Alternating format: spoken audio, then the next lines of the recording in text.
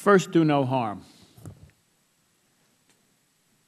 That's not made up by me. That was Hippocrates' advice to physicians who had good intentions of going out and helping people. That was the first rule of advice. So I went and I saw this movie some time ago. It had a lot of bad guys in it. I think it was called The Godfather. And there was this guy there that every time he kissed somebody, bad things happened to them. The real question before us is how do we, and I think we've all agreed up here, despite the fact that we have some divergent views, agreed that we want to help the people in the Green Movement and the people who want a democracy and the people who love their country for all the right reasons. How do we embrace them without it becoming the kiss of death?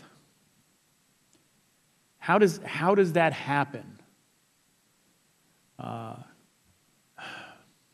We can say things, we can do things, we can spend money. How do we do that? We need to have some ideas to consider that do no harm. Because it seems to me that the bad guys there are wiping out the good guys as soon as they can get their hands on them.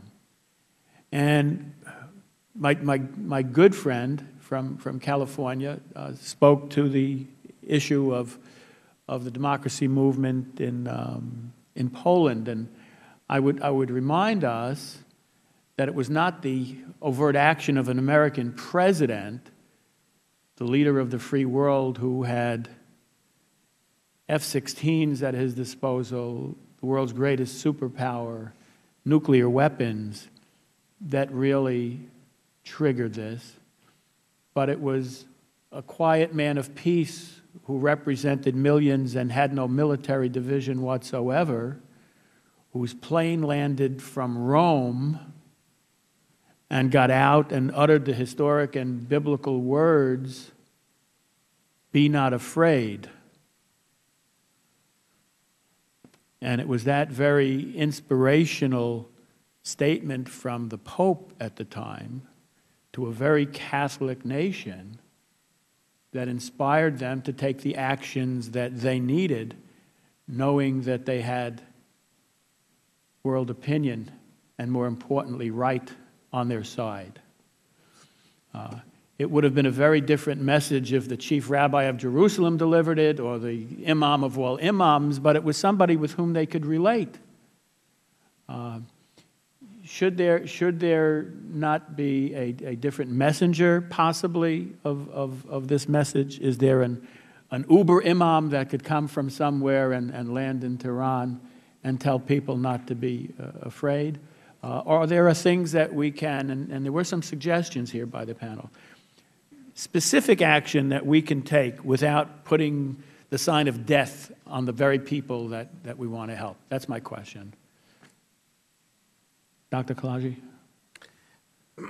I think you are completely right. There are some measures that if United States take them, it would harm this movement significantly. I'm against any sort of financial support to political groups or any explicit support to the political figures. These are sort of things that hurt this movement. But I think that many people who are involved in the nuclear program and are threatening the peace in the region. I have 1 minute left, and I want everybody to answer. Yes. So if we could, they are the same people who are cracking down on people. And I think that putting pressure on these people specifically, especially IRGC people, especially Khamenei and people around him, will help a lot.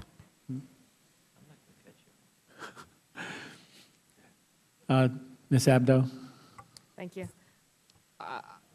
I would recommend two tangible things, as we've said in this meeting, emphasis on human rights violations, because this will cause the base, perhaps, that still supports the regime to take a different position. And two, anything that can be done to address Iranians' access to the internet and communication so that they can communicate with each other in order to mobilize their movement. Thank you. Dr. Gadar?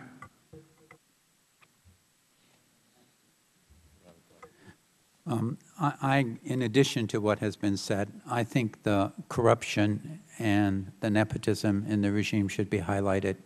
The IRG, the Republican guards, the Revolutionary Guards are raping the country. In addition to the human rights, they're pilfering the country. This should be highlighted, and this is the cause of the Iranian economic morass and desperate situation, unemployment, inflation.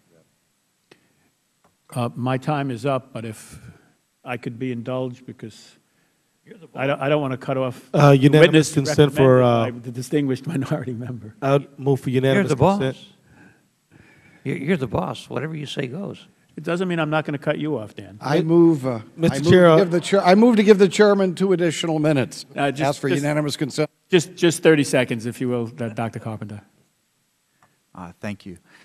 As I said in my written testimony, I've included a number of suggestions, but I do think it's important that the President and senior members of the administration be able to speak out, as Genevieve has indicated, on the human rights issues, putting us squarely on the side of the human rights issues, while finding ways to create platforms for the opposition themselves to be able to organize and speak to one another to support them, whether on the internet or satellite radio or even satellite television. Thank you.